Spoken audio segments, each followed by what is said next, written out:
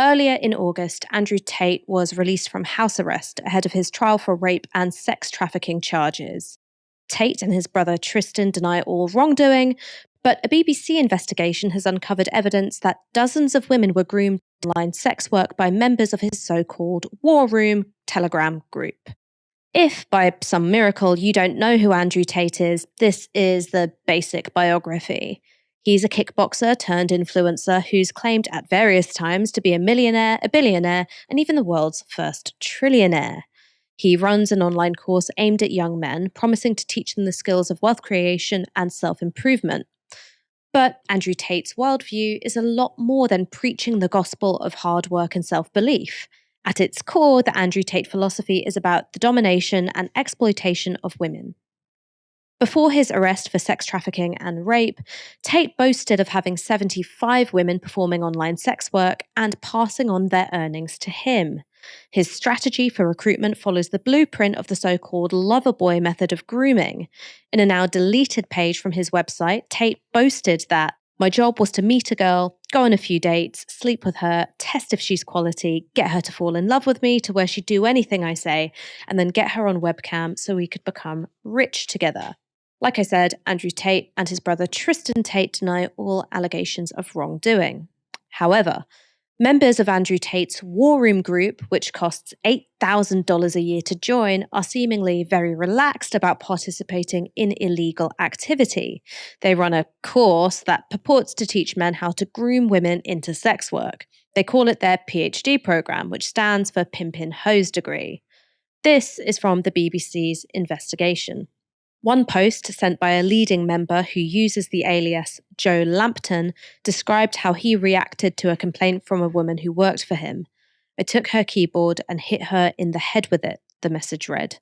She went into the room and worked 7 hours without any break.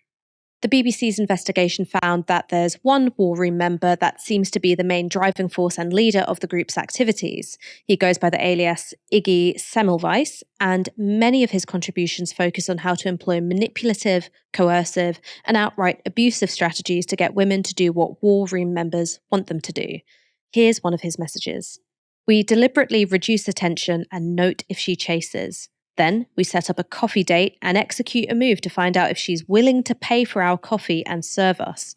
After that, it becomes a series of gradual steps to remove her entire support structure from her life.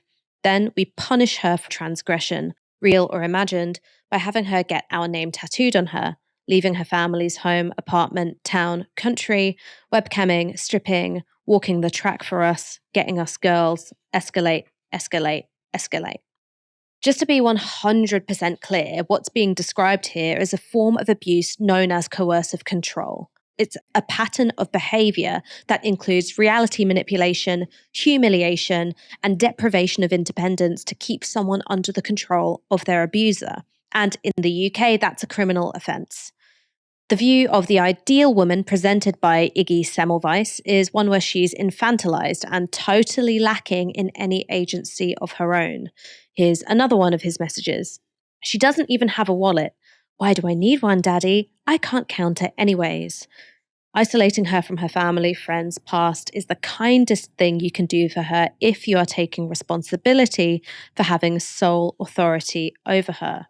When you look at this stuff, it's hard to tell which messages are being posted by men who are genuinely exploiting and abusing women and which are just kind of LARPing.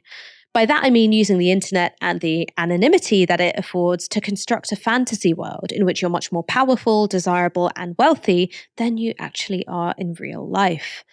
But the BBC investigation did identify women who were targeted by War Room members during this period of time and interviewed 2 women who said they were exploited by people who were manipulated into sex work by War Room members. This is from the news piece on the BBC website. He used sex a lot to manipulate me, says Maria, not her real name, from Buenos Aires, Argentina. The women also say they were subjected to violence, isolated from friends, and forced to perform menial tasks to demonstrate their subservience. The report continues. Amanda, also a pseudonym, who lives on the west coast of the US, says she gave up to 80% of what she earned at any one time, a total of $95,000, to 2 War Room members. Amanda told the BBC she was slapped across the face by a general, that's what one of the leaders of the war room is called, who exploited her and showed us photographs of bruising. She said he had control of everything. The BBC's investigation identifies 45 potential victims between March 2019 and April 2020, but they say the total number is likely to be higher. Sam, how dangerous is it for intimate partner violence and sexual exploitation to be the subject of collective fantasy and being linked to social status in the way that it is by members of Andrew Tate's group? It shows that you can create, pockets of the internet, I think, where these things go uninvestigated, at least until, the BBC shows up and there's a court case against Andrew Tate. That can lead. It's not just trivial in the way that lots of people think of the internet. In terms of trolling and memes and even the more light-hearted stuff that takes place. But it's something that can cause serious, personal, lasting, real-world damage to people. And like you say, the whole social, it's kind of the social experiment around it. Gives people a cloak of anonymity, and it gives them that sense of power to conduct a sort of sick game with people that targets vulnerable people and puts them in truly awful positions. So, I think full credit to the BBC for doing this investigation. It's really good journalism and the sort of stuff that the BBC should be doing. And also massive credit to the women for coming forward, because as we've seen, Tate and his acolytes, they're quite willing to threaten the people who are coming forward and calling out this sort of thing. So full credit to them. I mean, I want to talk a little bit about the worldview which is being indoctrinated or encouraged into these young men, because the way that they're being told to see women is that how we want to be treated is to be dominated, is to be controlled, is to be exploited, that's something that's coming from us and our desires. And one of the things that has struck me from interacting with Andrew Tate's fans online, which is never a pleasant experience, is that they always accuse you of criticizing this because you secretly want it, or you secretly want to be treated this way. You'd have sex with either one of them if you could. And the impression I'm always left with is, how did you get to such a nihilistic view of one half of the human species? I mean, what is it that's being appealed to here? Is it just that these are young guys who don't know how to interact with women and so will believe anything that they're told by a guy who they see as higher status? Is this based on resentment? Is it fear? Like, what is it that's being appealed to here? I suspect that it has something to do with the isolation of these communities, and the fact it's essentially guys in a high testosterone environment or whatever, they're trying to amp each other up.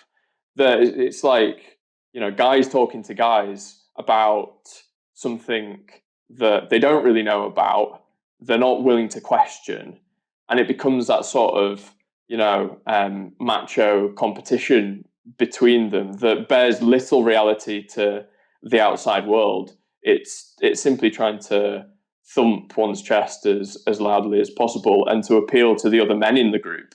I think fundamentally, it doesn't have a great deal to do with their perceptions of women, at least to start off with, because what they're trying to do is to, climb that social hierarchy, which exists purely in terms of male-to-male relationships. And that's created by this sort of isolated community where no one's actually educated them about how